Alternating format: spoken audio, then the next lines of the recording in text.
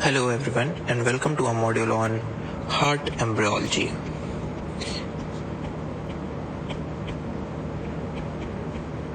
So we will be studying heart embryology by dividing it into three parts as per first aid. So the first part will be cardiac looping. The second one will be septation and valve development. And the third one will be outflow tract.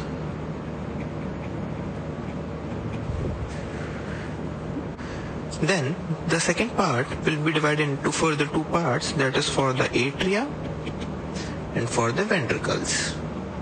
But before studying all of this, we must first study the most important part and the overview, that is the heart embryonic structures and the structures in adult that they give rise to. So we will be going through a very easy trick to learn, and we will be dividing the 10 structures that we need to learn. So 10 structures. So to begin with, just think that the baby heart is like a tree. I will be making a tree here. And the tree is having its fruits. These are the fruits. And just place the heart in front of it. This is a human heart.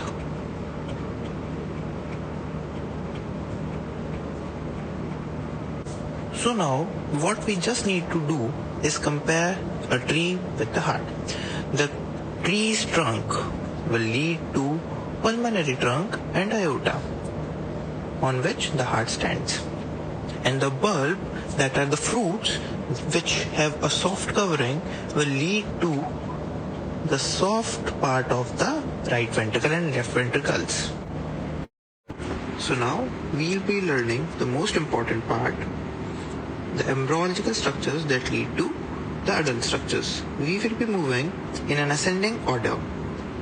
So the first part is the trunk, that is the truncus arteriosus, that leads to pulmonary trunk and aorta. That is, the second is the bulbus cordis, that leads to smooth part of the left ventricle and the right ventricles here.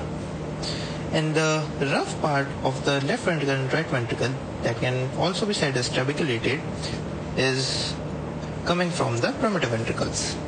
So till now we have done about 30%, and let's go further. So now let's come to the fourth part, that is the primitive atria, that will lead to the trabeculated or the rough left atrium and the right atrium.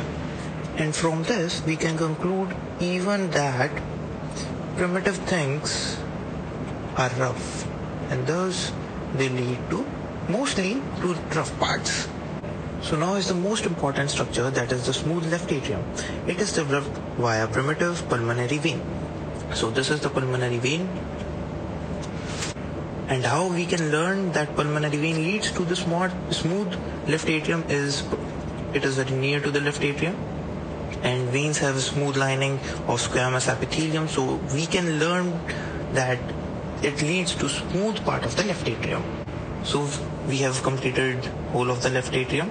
Now we are left with the smooth part of the right atrium. So it will be developed via sinus venosus, and being the right part, it will be developed from the right sinus venosus. And the left sinus venosus will lead to the coronary sinus. So till now we are going great, and we have done about 70% of the most important structures. The next important structure is the endocardial cushion. It will lead to the atrial septum, that is this, the membranous ventricular septum, the AV valves, the semilunar valves. So till now we have done 80%, and we are just left with the 20% part, and that is very easy. So we are left with only the IVC part and the SVC part. So SVC develops from the cardinal veins that are the right common and the right anterior. So right can be learned very easily as SVC opens into the right side of the heart. And how can we learn that SVC, the superior vena cava, comes from the common and the anterior CV is because the trick is in elections when a person gets common votes, the majority votes, he comes anterior to all the people and represent them and thus become superior to other leaders, and that's the trick. So the left ones, the left cardinal veins are going to become IVC. That is very easy. The posterior cardinal vein, the subcardinal vein and the supracardinal veins. And that concludes our module of the heart embryological structures.